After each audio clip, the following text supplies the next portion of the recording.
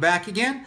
Picking up where we left off last night, I'm going to talk about two questions that friends of mine asked me on Twitter. One of them was Victor wanted to know where I stood on the whole CALEXIT issue when that was a big topic in the news.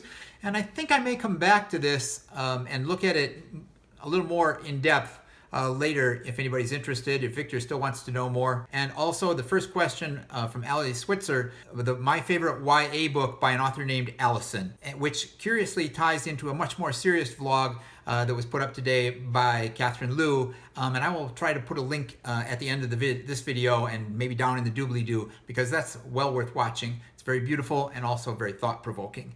But right now, here's two questions that came to me. So Victor asked me when CALEXIT was a thing going around, what did I think about it?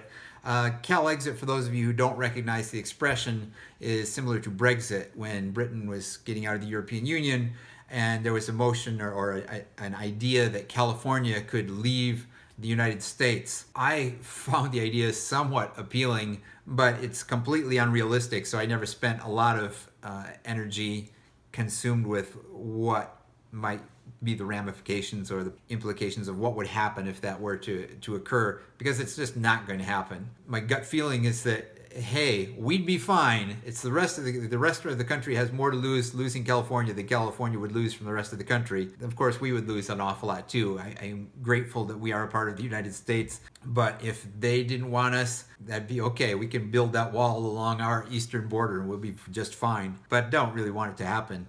And it's not going to happen, but that's my nutshell opinion.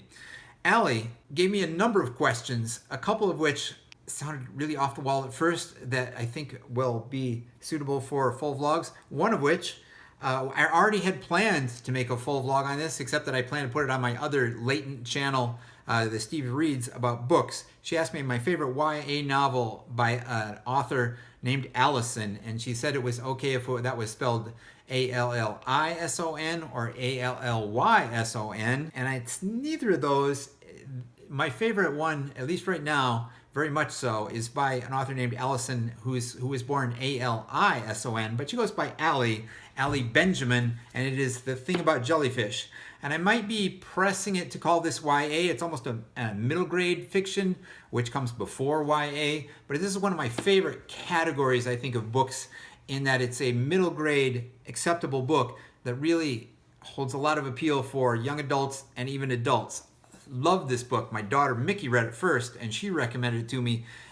She said, boy, I learned more science in this book than I did in my science class probably, because there is a lot of science and interesting facts, mostly about jellyfish, but other things as well. But just a really well told story. And I'm not going to go into it more than that because I'm going to do a full book report review, analysis, critique, examination of this wonderful book by Allie Benjamin, The Thing About Jellyfish.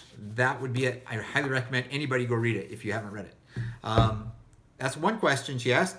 That is indeed one question she asked. Tomorrow we're going to look at two more questions that came from her. One, what happens when a cat comes and takes a nap with you? And two, what kind of podcasts do I listen to or have I been listening to lately?